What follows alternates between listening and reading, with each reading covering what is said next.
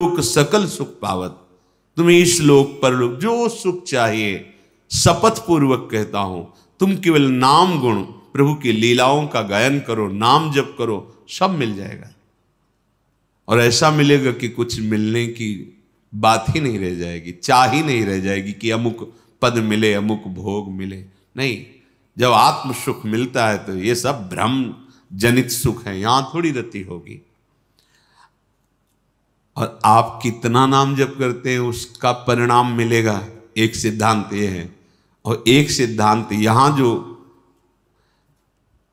शब्द वही होता है, पर जब प्रभु उसका बोध कराते तो रहस्य उसका प्रकाशित होता है।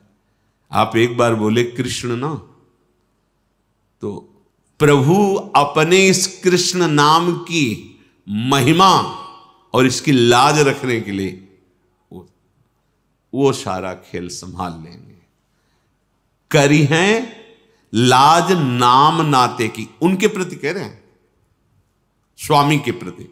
राधा पुकारा ना, अब इस नाम की लाज वो रखेंगे जो लिखा है महापुरुषों ने, जो गुरुजनों ने गान किया है, हम महिमा सुनी है। हम तो नहीं जानते, हम तो कहने के अनुसार राधा राधा बोल रहे, पर वो जानते हैं, वो इस महिमा को जानते हैं, वो इसकी लाज रखेंगे कि राधा बोला एक बार, वो देखेंगे। करी हैं लाज, बस तज चिंता। अगर तुम्हें विश्वास है तो चिंता छोड़ो। तज चिंता चित चरण शरण रहे, भावी सकल मिटे रहे। विश्वास करो, ये महापुरुषों के वचन है। करी हैं लाज नाम नाते की, यह बिनती मन धरी है। गुरुजनों के संग से, संत संग से बात आई कि अब एक ही उपाय है, भगवान का आश्रय लेकर नाम। हे प्रभु, प्रार्थना है, राधा राधा कृष्ण कृष्ण जो नाम। प्रभु बस मेरे पास यही साधन है, यही साध्य है, आप देख लो। वो आपकी इस विनय को अपने हृदय में धारण करेंगे। प्रभु राहत न चित चूक किए की, करत सूरत सै बार है की। प्रभु उसके हृदय की बात देखते हैं, बाहरी चूक को प्रभु ने देखा। राहत न प्रभु चित चूक किए। अगर ऐसा स्वभाव ना होता तो अपने लोग कभी नहीं उबर पाते, कभी नहीं। ऐसी गलतियां, ऐसा माया की फिसलन, ऐसा धुआं भरा मार्ग है संसार का कि सत्य दिख नहीं रहा, कुछ का कुछ दिख रहा है। पर इनके स्वभाव, इनकी महिमा शास्त्र संत गुरुजनों से जानकर विश्वास हो जाए, बस निस्तार हो गया। हरिराम व्यास जी के दीन दयाल बिरद साचो करे, हरि दारुण दुख हरि हैं। सिंहिन सिंह बीच बैठ्यो सुत, कैसे स्यारहि डरी है।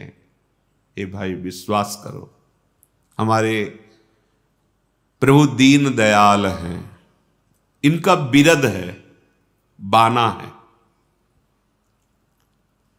जो दैन्य होकर इनके शरण में आ गया, अवश्य कोई दुख परास्त नहीं कर सकता। ये अपना प्रण सांचा करते हैं, दीन दयाल है। प्राय जब कभी प्रेमी महाभागवतों ने इनसे बात की तो यही कहा कि आप अपने बात को सोचिए, हमारी तरफ मत सोचिए नाथ। दीन दयाल बिरद संभारी, आप याद कीजिए अपनी, आपका प्रण है दीनों पर दया करना। दीन दयाल बिरद साचो करे, ये आपका प्रण है। और इनकी एक एक चेष्टा, एक एक वचन परिहास में भी कभी मिथ्या नहीं होते, क्योंकि सच्चिदानंद है। साचो करे, हरि दारुण दुख हरि हैं। विश्वास करो, हरि तुम्हारे समस्त दारुण दुखों का हरण कर लेंगे। अब तो तुम बिल्कुल निश्चिंत हो जाओ। जैसे सिंह और सिंहनी के बीच में बैठा हुआ उसका शावक कभी सियारों से नहीं डरता। सिंहिन सिंह बीच बैठे हो सुत, कैसे स्यारही डरी है। इधर सिंहनी इधर सिंह, बीच में उसका शावक खेल रहा है, उसको सियारों से भय नहीं। ऐसे ही श्यामा श्याम थरुदय, ऐसे श्यामा श्याम थरुदय डरिके कौन बिचरी है। श्यामा श्याम का आश्रय ले लिया है, मानो सिंहनी और सिंह के बीच में बैठे हो। कल चर्चा हुई थी कि ऐसा इतना मत समझना कि केवल अति सुकुमारी लाडली पिय किशोर सुकुमार। अनंत ब्रह्मांडों की शक्तियां इन्हीं से प्रकट हुई हैं। ये अनंत ब्रह्मांडों के साहब हैं युगल सरकार। ऐसे श्यामा श्यामई थरुदय डरिके कौन बिचरी है। श्यामा श्याम का आश्रय जब तुम्हें मिल गया, आप क्यों डरते हो। अब कोई तुम्हें परास्त नहीं कर सकता। आश्रय पुष्ट होना चाहिए, बदलना नहीं जीवन में आश्रय। किसी को साधन का आश्रय, तपस्या का आश्रय, धन का आश्रय, जन का आश्रय, बड़े आश्रय। एक भरोसो, एक बल, एक आस विश्वास, श्यामा श्याम श्यामा श्याम। सुनियत सुख मुनि बचन चहु युगी, हरिदूषण संघरी हैं। सुना है श्री शुकाचार्य परमहंस के मुख से कि हरि का स्वभाव है कि जिनकी शरण में आ जाए, चाहे जिस युग में हो, समस्त दोषों का नाश करके उसे परम पवित्र कर देते। अहम त्वाम सर्व पापेभ्यो मोक्षयिष्यामि मा शुचा, करो सद्य ते साधु समाना, मैं उसे साधु बना दूंगा। बस सावधानी एक रखनी है। हरिराम व्यास जी के साधुन को अपराध करत, मधुकर साही न ताही गुदरी हैं। यदि कहीं भक्तों का अपराध करने लगे और तो सब पर स्वधर्म से विमुख, सकल पाप कर्म करने वाला, सब जगह से तिरस्कृत, कोई भी सद्गुण नहीं, सब ऐसा। पर स्वामिनी जी का स्वभाव सहज वात्सल्यता, बात बन जाएगी। पर सावधानी लिखिए, साधुन को अपराध करत, मधुकर शाही न ताह गुदरी है। गुदरी है का मतलब होता है इस भव समुद्र से, दोषों से पार करना। यदि आपने वैष्णव अपराध कर, देखो बार बार समझाते हैं, प्रार्थना करते हैं, पर माया की चाल, भारी अपराध यही हम कर बैठते हैं। जहां से हमें पावर मिल रहा है वहीं से कनेक्शन कट जाता है। जब हम कहीं भी वैष्णव अपराध करेंगे, वो सीधे आपका जहां से भागवतिक संबंध पुष्ट होना है, उन्हीं सदगुरु पर दोष दृष्टि हो जाएगी। क्योंकि बिना वहां से कनेक्शन कटे कोई माया तुम्हें परास्त कर ही नहीं सकती। सदगुरु की नजर है तो कोई परास्त नहीं कर सकता। गुरु मेहरबान, चेला पहलवान। अगर कहीं भी अपराध करोगे वैष्णव अपराध, वो अपराध आपकी दृष्टि बदल देगा। और सबसे पहले जहां से आपको भागवतिक उन्नति प्राप्त होनी, उन्हीं सदगुरुदेव से दोष दर्शन करा के वहीं से संबंध खत्म करेगा। तब माया अपना प्रभाव दिखा पाएगी। इसीलिए कह रहे हैं कि जो माया समुद्र से, दोषों से पार होना, भाग्य का बदल जाना, नाना प्रकार की कुसंग वृत्तियों को नष्ट करके दिव्य से दैवी संपदा का प्रादुर्भाव होना, ये सब भगवत शरणागति से होगा। पर कहीं अगर आपने वैष्णव अपराध कर दिया, साधुन को अपराध करत, मधुकर शाही न ताहि गुदरी है। फिर प्रभु इस बात में फिर राम रोष पावक सो जरई, जो अपराध भक्त कर करई। भक्त का मित्र भगवान कहते हैं मेरा मित्र, भक्त का शत्रु मेरा शत्रु। पूरे इस महामहिम करुणा और आश्रय के प्रसंग में इस प्रसंग की क्या बात थी, पर जोड़ा कि ये आश्रय ऐसे ही प्रकाशित हो जाएगा आपके हृदय में, यदि एक बात नहीं करोगे। ये हजारों बार बात सत्संग में हुई है, जब जब करुणा कृपा आश्रय की बात हुई है, तब तब ये बात हुई है कि वैष्णव अपराध, साधु अपराध से बचो। वैसे हमें भगवत प्राप्ति करनी है तो हमें अमृत में वचन सुनकर अपने हृदय में धारण करने, प्रभु का चिंतन करना है, अनुभव ये करना है कि सब में प्रभु हैं। हमें साधु क्या, किसी का अपराध नहीं करना है। पर अगर और कोई गलतियां हो जाती हैं तो प्रभु ज्यादा उधर चित्त नहीं देते। पर यदि कहीं साधु अपराध बन जाए तो स्पष्ट कह रहे हैं, न ताहि गुदरी है, फिर प्रभु उसका सहयोग नहीं करते। भोगो, अपने कर्मों को भोगो, और कर्म फिर बहुत बलवान है। इसीलिए साधु अवज्ञा तुरत भवानी, कर कल्याण अखिल के हानि। तत्काल सारे सुकृत नष्ट हो जाते। ये भारी अपराध है। भक्तन के अपराध सो डरपत रहे हो। ये अपराध वज्र की लीक जैसा हो जाता है। भक्तन निंदा अति बुरी भूल करे जिन कोई, किए सुकृत बहुजन्म के छिन में डारे खोए। एक क्षण में अपराध किया, सब मिटिया मेट कर दिया अपनी साधना को। अरे वो तो है नहीं, राधा राधा, प्रभु जिसको जैसे चला रहे हैं वो चल रहा है, कान में अंगुली डालो, राधा राधा राधा राधा। अपना बात जो हम प्रभु के भजन में, प्रभु की प्राप्ति में चले, वो भूल जाएंगे। सब प्रपंच छा जाएगा अगर वैष्णव अपराध बना। तो हरिराम व्यास जी कह रहे हैं कि अगर एक इस अपराध से बच जाओ तो प्रभु का दीन दयाल स्वभाव है। बड़े बड़े महापुरुषों ने उनके स्वभाव प्रभाव का वर्णन किया है। तो हमें चिंता नहीं करनी कि हमसे क्या हुआ अभी तक। अब हम सुना ना तो अब जग गए, अब सावधान होकर चलें। फिसलेंगे तो प्रभु पकड़े हुए हैं। वो करो सदा तिनके रखवारी, जिम बालक राखे महतारी, वो संभालेंगे। बस अपने को देखना है, सामने किसी के दोष देख के वर्णन नहीं करना है, निंदा नहीं करनी, कोई संत अपराध वैष्णव अपराध नहीं करना है। चलते हैं। कल का प्रश्न था, धृतराष्ट्र जी ने विदुर जी से कहा कि वास्तविक क्या मृत्यु होती है?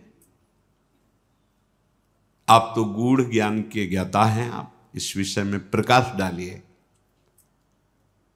जिस विद्या को अध्यात्म विद्या कहते हैं, आत्मविद्या, आत्मज्ञान, विदुर जी ने कहा कि यद्यपि इसका बोध है, क्योंकि धर्मराज के रूप में इसी आत्मविद्या का उपदेश नचिकेता को करते हैं। उपनिषदों में आता है साक्षात यही विदुर जी धर्मराज के अंश से तो प्रकट है। पर यहां उन्होंने बताया कि हम शूद्रादासी के गर्भ से प्रकट हुए, इसलिए इस विद्या का उपदेश नहीं कर सकते। अनुभव है, सुन के आप उसे धारण कर सकते हैं, पर उनका उपदेश करने का अधिकार ब्रह्मर्षि को है, ब्रह्म ऋषि को है। तो उनका फिर मुझे सुनने का उत्साह प्रकट हो रहा है। कैसे सुने? विदुर जी एकाग्र हुए और सनत सुजात नाम के ब्रह्म ऋषि का चिंतन किया। चिंतन करते जैसे वो वहीं हो, प्रकट हो गए। अर्घपाद्य आदि देकर अर्चना वंदना की, उत्तम आसन पर विराजमान किया। और धृतराष्ट्र जी बोले, सनत सुजात यदिदम शृणोमि न मृत्युरस्ति तव प्रवादम देवासुराः चरन् ब्रह्मचर्य ममृत्येव तत्कतरन्नु सत्यम। सनत सुजात जी, मैंने सुन रखा है कि मृत्यु है ही नहीं। ऐसा क्या? यही सिद्धांत है। बकाया ये भी सुन रखा है कि चाहे देवता हो, असुर हो, मनुष्य हो, सबकी मृत्यु होती है। तो ये दो शब्द हैं, एक है मृत्यु है ही नहीं और एक है सबकी मृत्यु होती है। तो सत्य विषय क्या है? इन दो पक्षों में सत्य विषय क्या है? तो सनत सुजात जी ने कहा, अमृत्यु कर्मणा केचिन मृत्युर्नास्तीति चापरे शृणु में ब्रुवतो राजन यथै तन्मा विशंकिया। राजन, तुमने जो दो पक्ष की बात कही वो सत्य ही है। मृत्यु उनके लिए है जो देह भाव में विचर रहे हैं और इंद्रियों को भोगों में लगाए हुए हैं। बहुत सुंदर। जो ब्रह्मचर्य पालन रूप परम तप व्रत से दूर हैं,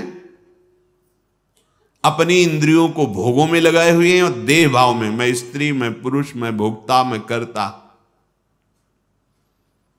ये मृत्यु है इनके लिए, क्योंकि ये देह भाव में है। ध्यान, एक एक शब्द बहुत सुंदर, ये ज्ञान का विषय है। मृत्यु है और मृत्यु है ही नहीं, दो पक्ष है। तो मृत्यु है किन के लिए? देहाभिमानी के लिए। मैं स्त्री हूं, मैं पुरुष हूं, जो अपनी इंद्रियों से भोगों में सुखानुभूति कर रहे हैं, भ्रमात्मक, जो ब्रह्मचर्य पालन रूप व्रत से तप से दूर हैं, मृत्यु है उनके लिए है। दूसरा पक्ष है कि मृत्यु है ही नहीं। महाराज बहुत ध्यान से इस बात को सुनना। सनत सुजात जी कहते हैं, जो देह भाव का, मोह का त्याग कर चुका है, अपने स्वरूप में स्थित है, उसकी न मृत्यु थी, न है, न होगी।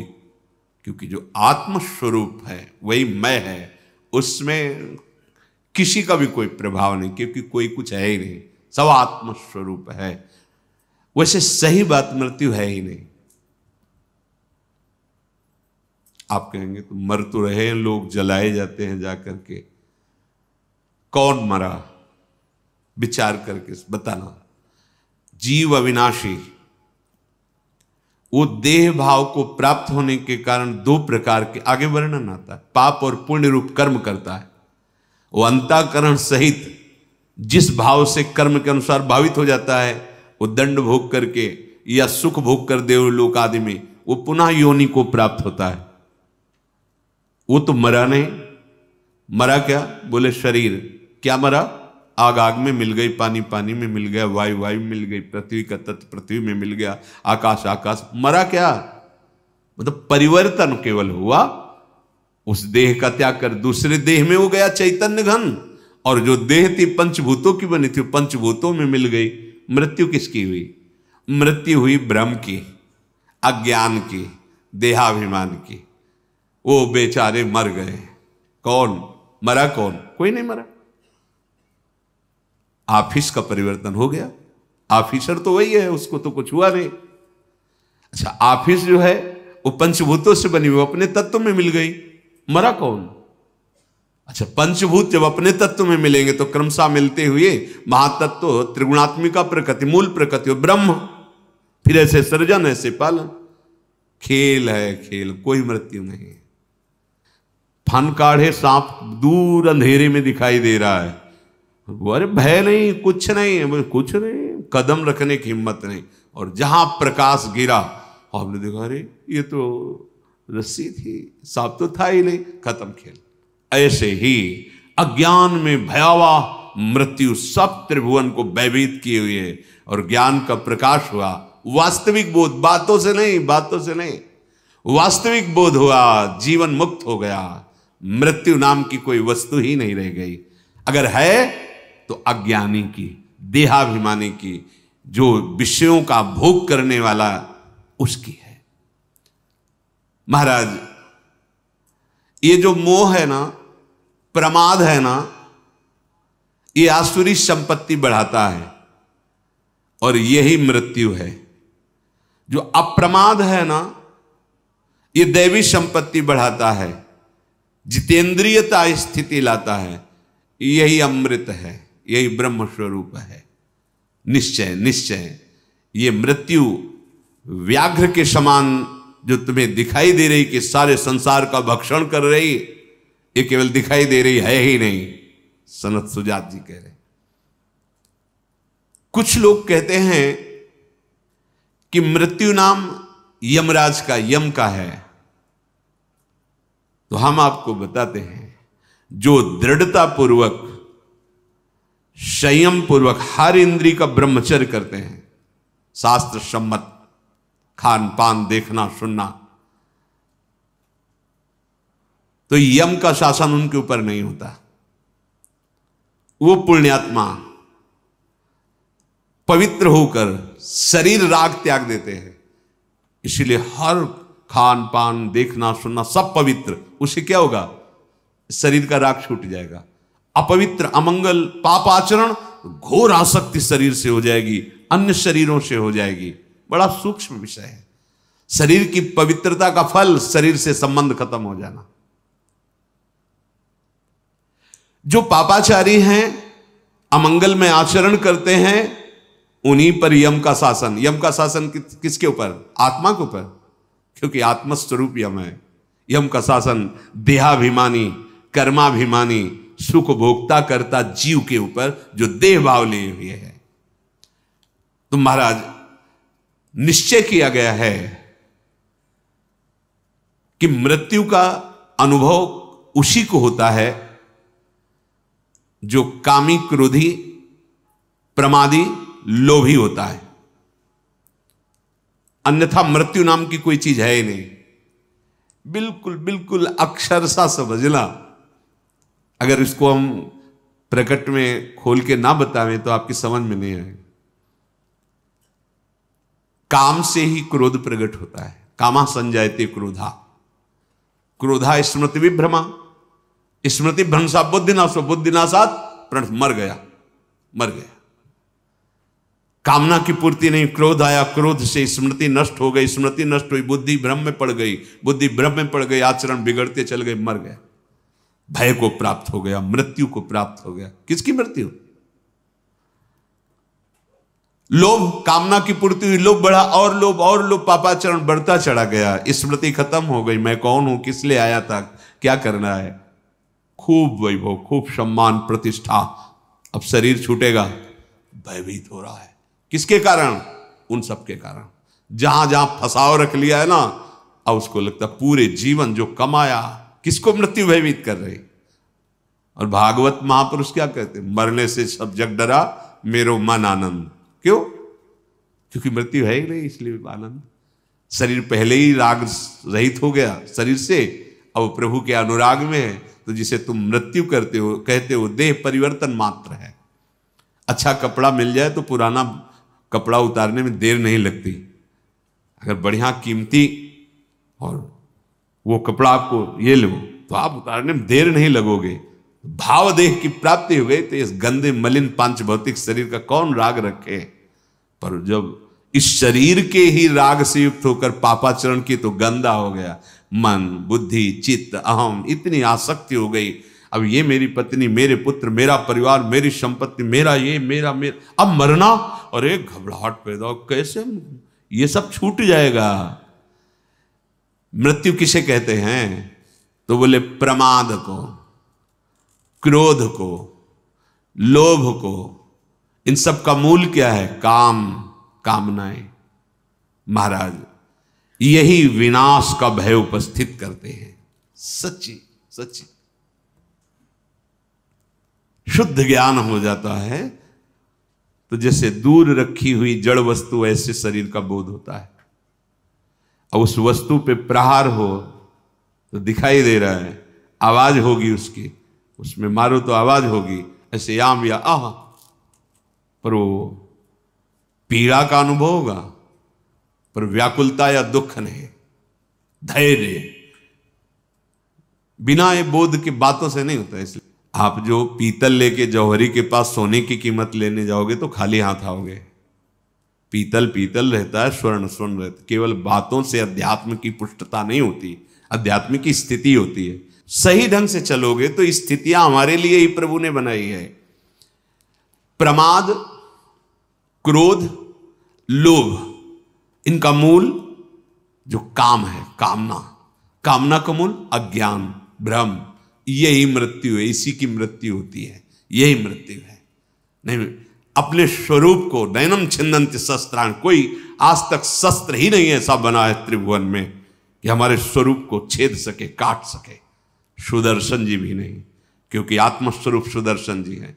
कभी आत्मा का छेदन भेदन ना नारायणास्त्र कर सकता है, ना पाशुपतास्त्र कर सकता है, न काल दंड कर सकता है, न अग्नि, कोई भी तेजवान सामर्थ्य नहीं रखता अपने स्वरूप का स्पर्श करने की। नयनम छिन्दन्ति शस्त्राणि, नयनम दहति पावकः, न चैनम क्लेदेन्त्यापो, न शोषयति मारुतः।